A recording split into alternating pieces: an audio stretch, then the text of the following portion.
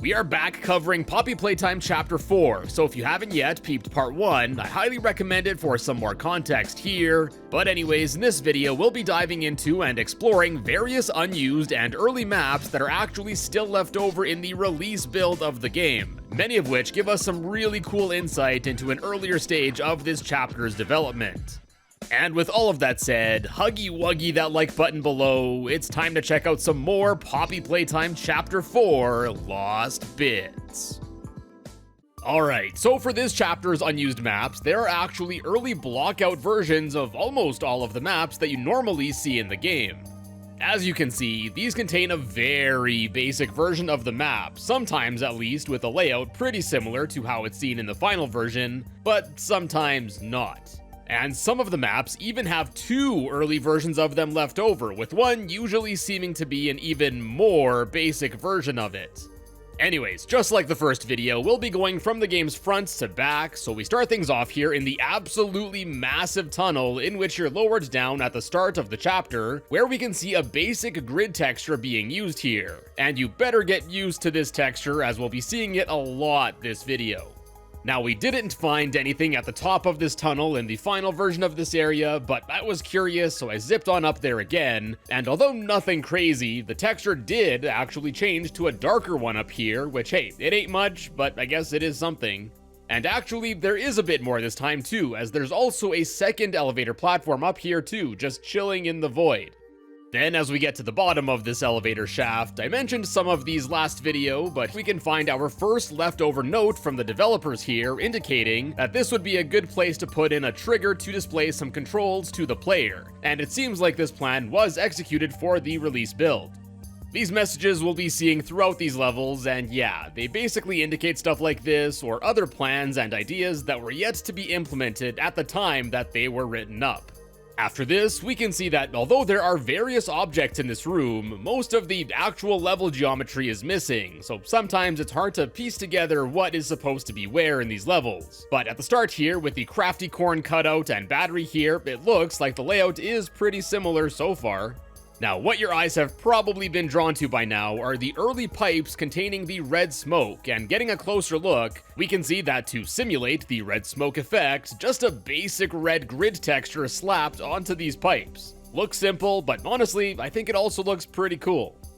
Another cool thing that's found throughout this area are these red mounds that, as you can see, are meant to be representations of a pile of dead toy bodies. And this has to be one of the most basic placeholder models that I've seen, at least for a while.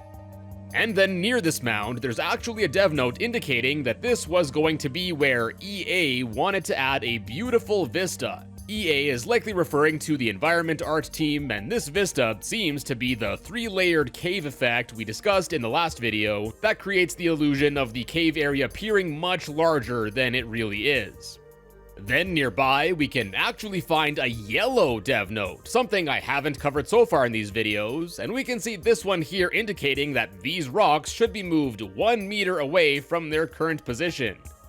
Closer to the ending area, there is another dev note here indicating that near this big rock formation is where they were planning on adding the sidle lane that we see in the game.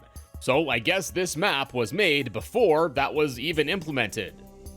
And then, after these basic looking desks here, that's about it for this first map. Well, except for the end here, under the door, with a burnable rope, we can actually see this little floating box, and glowing similar to the rope above, this actually appears to be a basic placeholder object for those that are burnable in the game. And we can actually still shoot this cube with the flare hand to prove this. Now, after this area, we have the second early version of this map, and these second ones always have a baked after their usual file name, and as you can already see, the large tunnel at the start here isn't even modeled in, as we just have a basic representation of the lift with several platforms on the way up or down. Then at the bottom here, we can see that this is basically the inverse of the previous map, as here we lack many objects, but actually do have the area layout modeled instead. And if you were thinking, oh, maybe the two maps were to be overlaid or something, that doesn't seem to be the case, as where the objects were placed in the previous map doesn't appear to match up with this one. And this map actually appears to have an early layout of this area that differs from the previous map as well as what's seen in the final build. And although it's still somewhat playable here, there are so many missing objects and paths that lead to dead ends, so you can't really play in here for too long. Anyways, here we can see very basic representations of the first room with the cave view, as well as the last room of the area where the purple VHS tape is. A very basic but cool look at a very early build of this area. Moving on to the toy graveyard area leading up to the prison, we got several mounds here used as stand-ins for the toy piles, and hidden inside one of these is a dev note for a jump scare.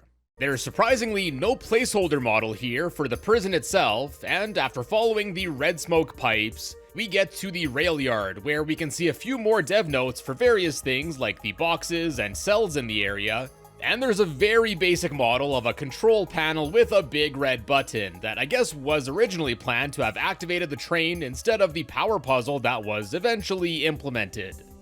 We also have a few other models chilling here, like a toilet, some beds that I believe are the same model, or at least use the same texture as that one bed we found out of bounds in the final version of this map. And then most interesting, I think, is that there's also an early, otherwise normally unused model of Riley here, the child that was transformed into a creature that we see meet a very sad and brutal end in the cell here in the final version of the map. And yeah, this more basic model can be seen here striking a T-pose near the toilet. So we can see that the devs were already planning on having this shocking part of this chapter at whatever point this map was developed. Then for the baked version of this area, we don't even have any placeholders for the piles of toys at all here. Just some orange platforms leading up to the prison, which does have a placeholder model, and even a small room that we can check out inside of it. The rest of the area is pretty empty. We can see several platforms slapped in here for the cave section, and then getting to the train area, all we have is another orange platform here, but this time we also have an early version of the small room where you end up starting the puzzle to power the train in the final game. Now onto the prison interior, we get to see a lot of early models here, from the prison cells being basic cubes just with a more finished door.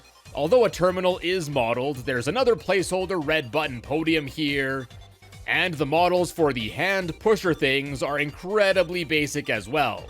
And interestingly, although in the final game these are color-coded to their respective sections with only blue and red hands seen in each, in this early map we get a mix of both of them in the same area. Here we can also see several dev notes for entry tunnels and jump points for the critters, I guess specific points where they could jump. And then under this area are several things that we also saw in my last video, like this battery socket and power puzzle panel, both with their accompanying dev text, as well as these numerous pairs of nightmare critters. So I guess all of those objects we saw in the final version of this map were actually carried over from this earlier version. Then moving along, we get to the warden's office area where we can see several basic chair models, as well as some developer text, this time used as a placeholder for the security disc puzzle to unlock the warden's office. Here we see the goal was to spell out PSF, I guess Playtime Company Security Force or something. And then around the area we have placeholders for the discs just being letters, S, W, and Z. So obviously in this instance, the player would have had to grab and insert the letter S. Then nearby are several of these spiky objects, I'm assuming stand-ins for all the dangerous debris that the player has to squeeze through in the hallway with all of the less than alive security guards. And then lastly for this area, we have a really early version of the second cell block. As if the previous one wasn't basic enough, here the cells don't even have the more finalized doors on them. And then at the end here, it looks like a dev was really happy to indicate where a red hand scanner should go. What else I found interesting is that although there are still some early red smoke pipes nearby, here is the first instance in these early maps that we can see some pipes using the finalized red smoke effect in these windows. Now this is the first map so far to not have a second baked version of it left over, so now on to map number 4, the Containment Zone. Starting here, we can see an early version of the puzzle room where you have to block the closing doors with some cubes. And then we get to the main containment room, where we get to see a very basic mock-up of Doughy's cell, with, I guess, these 3 colorful bars meant to represent gloops of his dough left behind. And then we also get to Yarnaby's cell here, that's a bit further along, as we can also see some dev notes here, as well as an early, but honestly not that bad looking rig for the battery puzzle. And of course, we also get to see a static model of Yarnaby just chilling here as well. The next area, where Yarnaby stalks you in the game, is surprisingly pretty close here in terms of layout and where things like the flammable boxes are, and here we can even see some dev text indicating a flammable object. In fact, it looks like all of the Yarnabys here in this area, and even the Doughy up here, are all in the same spots where we found them in the final version of this area. The Yarnaby chase hallway is pretty similar, just it doesn't have as many objects here, and then under the map, we can find a few objects from the archives room, and most interestingly, there's a dev note here for the next section that refers to Pianosaurus as Piano Dino instead. Pianosaurus, I think, definitely rolls off the tongue better. And for those of you that were thinking that Pianosaurus's involvement in this chapter was cut closer to release due to time constraints or something, I guess this note seems to reveal that Pianosaurus's short appearance in this chapter was planned for at least a while. Anyways, next we get to the prison utility zone map, and before we get to the rest of it, since there's no floor here, several objects immediately start falling into the abyss as soon as you load in here. Namely, several Doughy models that are seen throughout this area. And they kind of just ragdoll on their way down, so if we pause the game and have a closer look, yeah, the models look all deformed and pretty cursed, to be honest. Like with pretty much all of them, we can see Doughy's red teeth that are normally seldom seen in this chapter, and yeah, this just looks crazy. Another pretty crazy thing that happens here is that these chains just start to fall, and they just do that infinitely. I guess making the model larger and larger, and the longer I waited here, the harder and harder my PC had to work to run the game. And after a while, it got so bad that I ended up having to delete these to get things back to normal. Anyways, back to the start of this area, here we can see a dev note that indicates the dialogue where Doughy mentions the interrogation rooms. But interestingly, it mentions that this was supposed to be optional, but in the final game, I believe you have no choice but to enter these side rooms to trigger this dialogue. Then moving up a bit, here we can see a dev note referring to Doughy passing through this gate as just spaghetti. And honestly, I think spaghetting is an awesome description for this. Next, off in the distance, here we can see some dev text for Safe Haven Buildings, and this looks to be a placeholder for the Safe Haven text, which can be seen on the wall here in the final version of this map. And then eventually we make our way to the recreation yard area, where the dev notes here reveal some more scrapped ideas. For example, this one references a minecart which would be covering one of the chains the player needs to open the next door here. Although this minecart seems to have been kept here in the final cut, all of the chains are accessible right off the bat. And then lastly, for this version of this map, we have the gear puzzle area. And although the layout is obviously unfinished here, the idea of it looks to be the same. Next, we actually have a baked version of this map left in the game, where much like the previous ones, we can see an early layout for the area, including incredibly basic models for the interrogation rooms. The bars that Doughy spaghettis through are represented here with smaller bars going vertically and horizontally. We can see a pair of basic blue disc placeholders for Doughy in his circular form here. And of course, we got a very early layout for the recreation yard. Here we can see some incredibly basic block models representing the chains and their spools. Each of the towers are empty on the bottom, and then at the top of the blue tower, we can see a very early representation of the code terminal, as well as the colorful hint for it. Maybe one day the color sequence will actually match that of my channel. As we leave this area, we can see a small crack in the wall, I guess being a placeholder for where Doughy goops through the wall here. And these doors are translucent here, giving them a pretty cool look. And then after getting through some more basic hallways here, we once again get to the gear maze puzzle area, where we actually get to see more of these semi-see-through walls, and honestly, I love the way this looks. I think a full game in this style would be super cool to see. In this room, we can also see some basic geometry for the gear puzzle, as well as the gears themselves that are scattered in the maze in either yellow or white. And to wrap this area up, we can also see the door that the gear train opens, indicated here in yellow as well. Before we go on, just want to give a quick shout out to my channel members like Corbite and Poog. If you'd like to help support the channel and get some extra channel perks like the new Limon emote, check out the join button below. Now next up, we have the safe haven, as well as the area leading up to it, and there's quite a bit to unpack here. After seeing a very early version of the kitchen area, as well as the shower room, we get to the main safe haven, and right away, after seeing some dev notes of where to put stuff like soccer nets and laundry lines, you'll notice that 2 of these smiling critter toys here have yellow names above their heads. We got a Bobby Bear Hug named Izzy here, as well as a Picky Piggy, just known as, well, Piggy. Now, if you watched the first video I made on this chapter, you'll recognize the name Izzy, as Izzy was actually directly referenced as a character in one of the side quests that was once planned for this section of the game, where you'd have to go and get Izzy a birthday cake. And then, although Piggy isn't named on the note with the scrapped side quests, there's another note in this early safe haven map that indicates that Piggy here would have the rosemary that you'd have to burn to honor the dead in the 3rd cut side quest mentioned here. So, although it looks like Piggy remains in the final version of the memorial room here, of course the side quest and associated dialogue for it were scrapped. Here we can also see an old version of the generator with just some power puzzle panels, a lever, as well as just a cylinder slapped onto it as placeholders. Near this area, there's a dev note indicating that the vent path that you take to return to this area the second time was originally planned to be hidden by a poster, and I don't know why this idea was cut, since you can just enter this vent normally, but then you can't go up at the end of the starting section from this side, so this could definitely confuse some players. And then beneath this area, under where the floor is supposed to be, we also have several character models. And these include Poppy, Kissy Missy, a massive Doughy that looks to be like 2 to 3 times larger than he's normally seen here. And then we also have not 1, but 2 untextured models of Doughy in his monster form.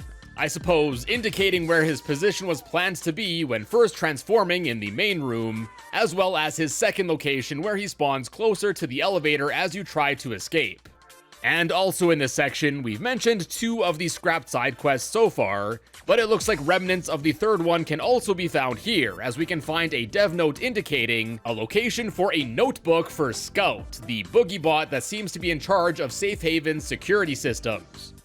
Now, in my first video, I mentioned how one of the scrapped side quests was for the player to find a book for Doughy.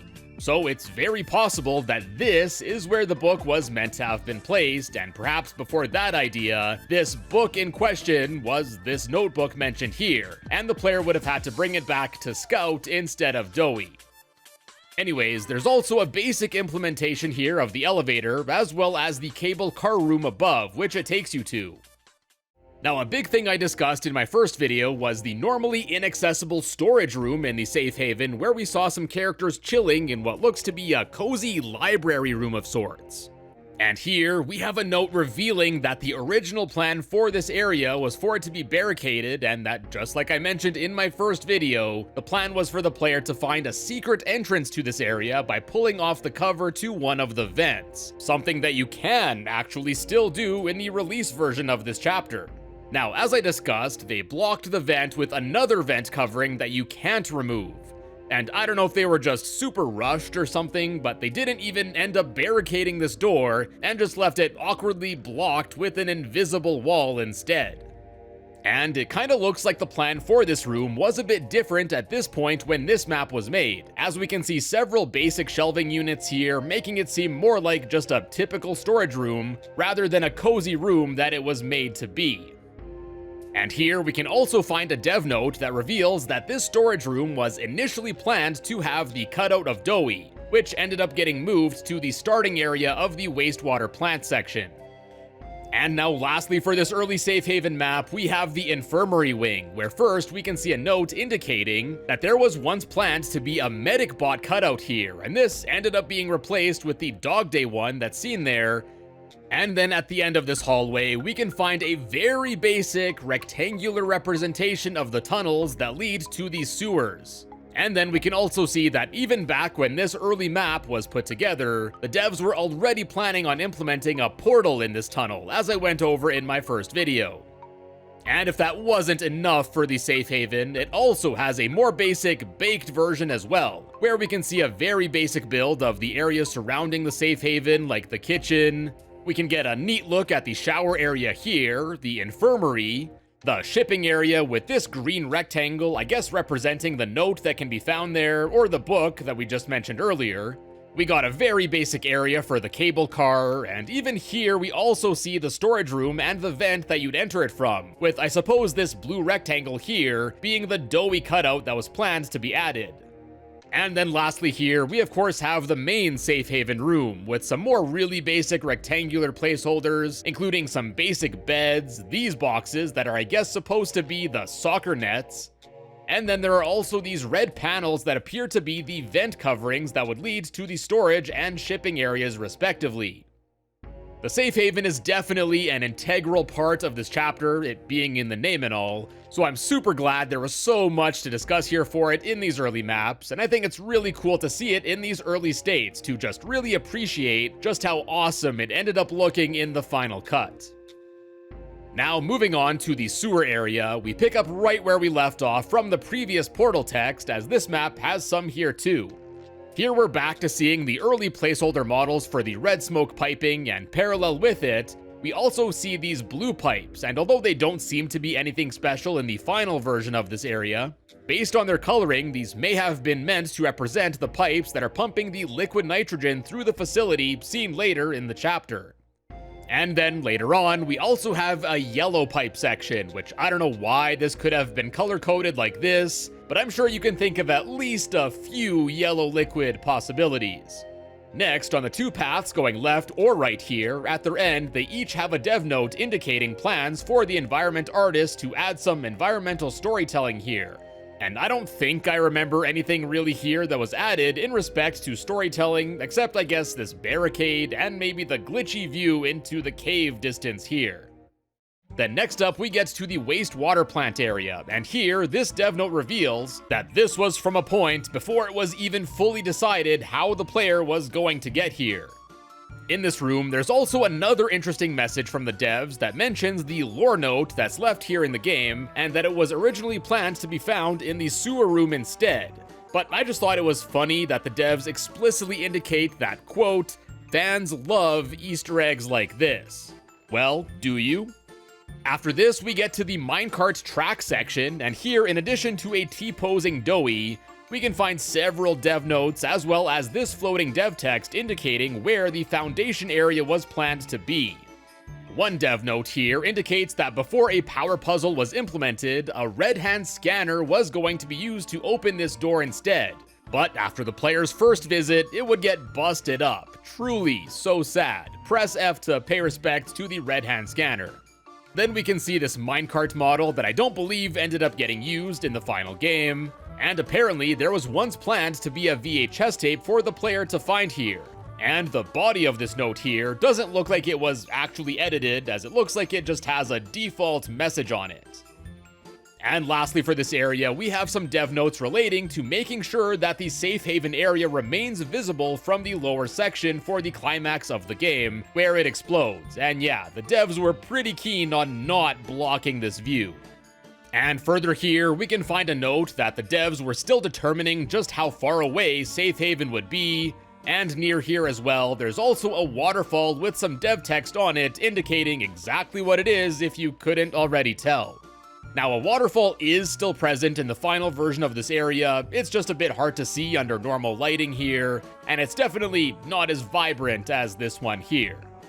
Moving on, next up we have the No Man's Land section of the game, where in this blockout map we get lots of orange. But surprisingly, a lot of things are pretty much where they're seen in the final version of this area, and several things are even still functional here, like being able to actually swing across this gap. There was a trigger for some Yarnaby sound effects as I slid down this ramp,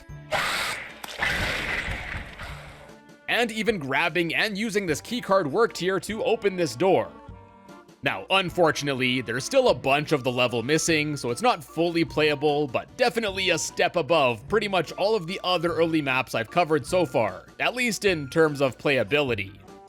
Here we can also see several instances of Yarnaby loaded in, and this model is even functional enough to jump scare us, unlike the other ones we saw in prior maps. In this map, we can also see several early spots made to hide from Yarnaby here, with most of them even indicating their exact measurements, which, if you were curious, they're 1 meter wide, 2 meters tall, and 2¼ meters in depth.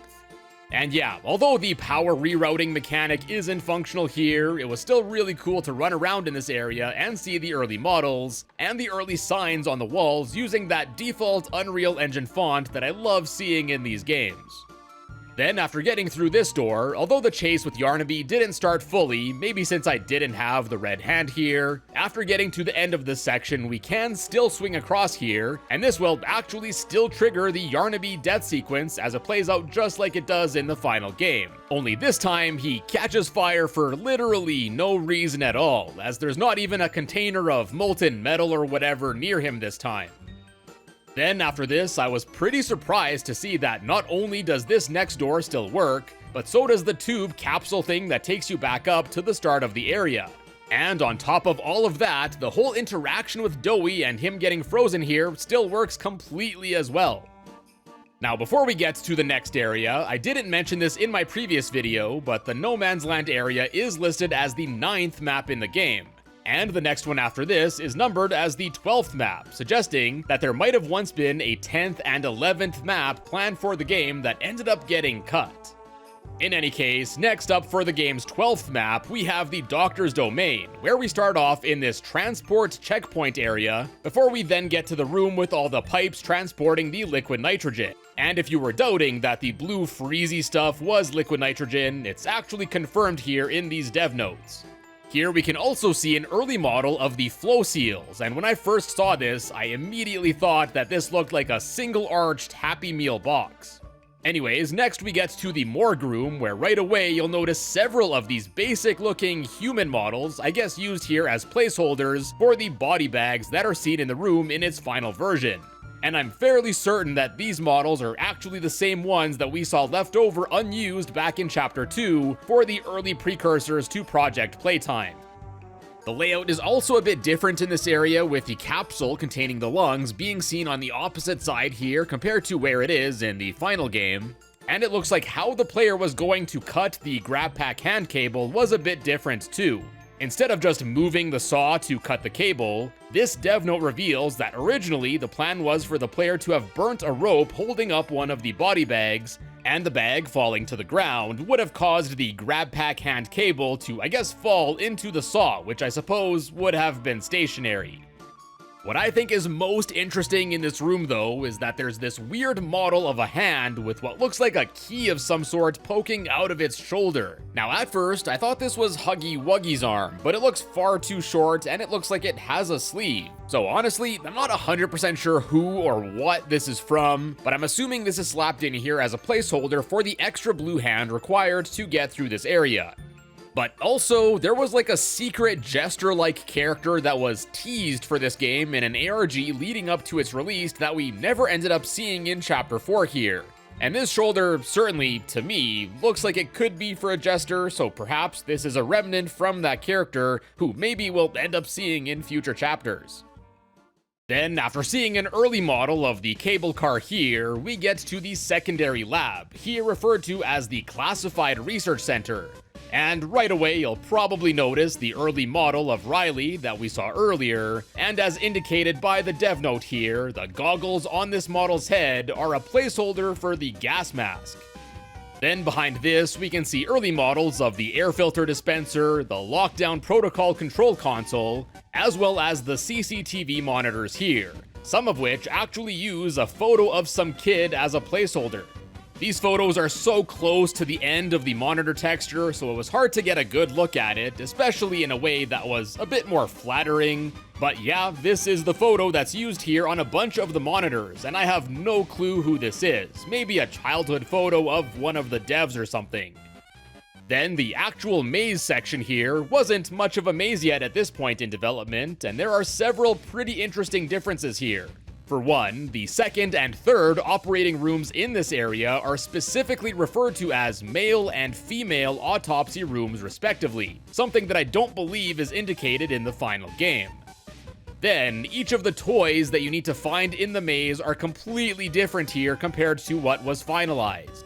Instead of the ones seen in the final version, here we have a Kick Me Paul, Cat Bee, Candy Cat, Daddy Longlegs, as well as a Sir Poops-a-Lot. Now, I don't know if these were changed since they were considered lesser-known characters in the series, but I think we need more Kick Me Pauls and Candy Cats in these chapters, not less. Also, if you haven't noticed, each of these characters has completely different subject numbers than the ones that are used in the final cut of the game too. Additionally, there's a dev note here indicating that the locations of the target toys was planned to be randomized unless complications occurred. I guess complications occurred. Next up, there's an early version of the hallway with the monitors here, and according to this dev note, the original idea for these was to display the doctor's watchful eye, with it blinking and even crying, which would have been pretty cool to see, though I don't think the doctor is one for displaying any emotion. Next up, there's the room with the preserved liver, and I just love how across from it is some big text just saying, high voltage. And then last up for this area, we have the section that the player drops down to after the doctor sets an electrical trap on this handle. And according to this dev note, the plan for how the player would proceed from this area used to be a bit different. Instead of just powering on the next door to proceed, the player would have actually needed to trap Baba Chops back in the shock treatment cell. And strangely, in this map, there are two sections here labeled as a shock treatment cell. But obviously, this is the one that ended up being developed, and here we can see some early models of the shocking coils just using the regular power puzzle nodes. And in these bins, we can see these red things, which at first, from a distance, it looks like blood, but these are actually listed in the game as a pile of hair, and they're related to the early model of Riley. Next, this area also has 4 sections, one in each corner of this area, with some arrows pointing upwards, each leading to a pipe section of some sort, and each of these is labeled as a Feed 'em 4000. Now, whatever these are, they were definitely cut from the game as they don't exist at all in the final versions of this map, but I can only speculate that they must have had something to do with the Baba Chops encounter here. Also in each corner of this area are 4 of these shower things that I guess were used to decontaminate employees working here, as each of these has an accompanying sign indicating that employees were to rinse immediately if exposed to any secretions from the subjects that they were studying. And then lastly, for what I thought was interesting in this map, instead of having a teeny tiny Simon Smoke trapped in the canister, here we can see it containing the same basic human specialist model we saw back in the morgue. And this definitely got me thinking whether initially the plan was for the player to have made the choice to either kill or spare a human to progress in the game, rather than just a small critter. Now this would have, of course, been several magnitudes darker, so I'm not too surprised that the devs changed this if that was indeed the case. Next up, we have the Doctor's headquarters, or lack thereof. Yeah, oddly enough, although there is still a blockout map for the Doc's HQ left over in the game, it's only 1.5 kilobytes in size, and it's completely empty. So on to the next one, we have the Foundation. Now, compared to most of the previous maps we've checked out, this one is much smaller. Here we can see an early layout for the cave section that appears quite similar to how it's seen in the game, and we can also see some early models for where the player finds the explosives.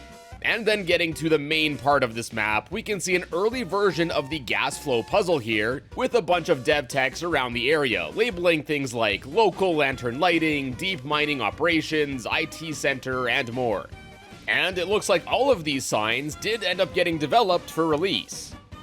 And although lacking the pipe sections labeled A, B, and C, and using some early models here for the T-valves, the actual pipe layout appears to be the same here. What's most interesting though is that above this map in the void, there's actually a pipe layout that looks quite a bit more complicated, perhaps an early version of what ended up getting implemented.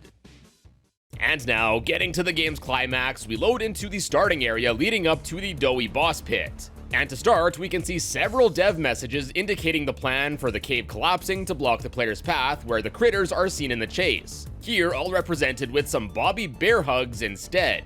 Then, getting closer to the pit, there's a message here that indicates that a simple button was initially planned to open the door to the pit instead of the hand scanner, and we can see this large magenta square thing here that I guess indicates where the door and trigger point for starting the final boss were to be added. This note by the square also lays out a different plan for the cutscene, where Doughy was initially going to steal a lever near the exit door of the pit to trap the player inside, instead of Doughy just dropping down right beside the player as is seen in the final cut. The pit itself isn't all too crazy, as it seems to have the same general layout, but of course we can see various placeholder models like these jail cell doors around the middle, and the tunnels going between the different levels in the pit are nice and janky as well. One of the tunnels also has a nice big X floating in the middle of it, I guess indicating that it was designated to be caved in or something. And lastly for this map, we have the area where Doughy gets squished, and there's not too much left here, but we do get to see some floating magenta dev text just labeling this gas here as leaking liquid nitrogen, which of course did make its way to the final cut. Then after this map, we also have a baked version of it, which unlike pretty much all the rest, the baked version here actually seems to be a bit further along than the other one, as we have more models, as well as a proper layout of the starting area here.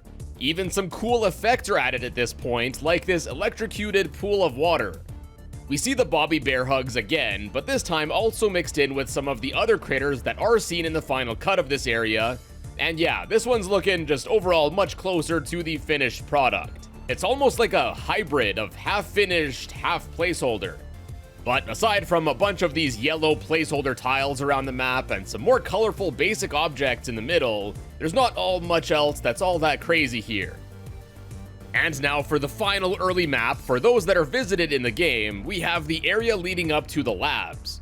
And the first interesting thing to see here is this early section of the ventilation block, where we can see a model of Poppy, kissy-missy like face planted downwards, and honestly, I'm surprised that they even animated this placeholder fan here. It should also be noted that this is a different Kissy model than what's normally seen in the game, as I suppose this default one was used as they probably didn't finalize Kissy's damaged model from this chapter yet when making this blockout map. Anyways, after dropping down to the area below, we get some more dev notes providing context for how this map was to be developed, some more dev text for floating dust, and then we of course get to the poppy flower growing area, where here they're all just represented with some translucent red blocks like this. Then, towards the end of this room, we can see this canister of red smoke that, according to this dev note, was used for subduing toys while leaving or entering the labs. Now this canister is still in the final version of this area, but it's just there, and I don't think it even has any red smoke in it, so I definitely didn't even pay attention to it, but it looks like it was originally planned to draw more attention to itself. And then lastly, we have a big sign indicating that this door leads to a Lab 4, which I don't believe is explicitly revealed in the final game. But I guess based on this, there's a good chance that this is where Chapter 5 will take place, unless our protagonist gets dragged away somewhere else due to the events of the ending. And here we also have several more dev notes for the airlock doors and benches, and then also some basic models for the final VHS tape, VCR, as well as a pair of TV screens that I guess were replaced with the one here for the final cut. And oddly enough, there's actually what looks like a duplicate of this area, but just with one placeholder TV found just on the side, which was pretty strange. Now it was honestly such a treat to explore all these early levels. Seeing them from a much earlier point in development and seeing what parts were kept and which were altered or scrapped definitely gave me more appreciation for the final product. So yeah, I'm definitely pleased that the devs decided to leave these in the game. And now last up for this video, if all of those weren't enough, there are actually also several normally unused maps with Profiler in their name. Anything from a character profiler map to audio, VFX, and then also one for every level in the game too.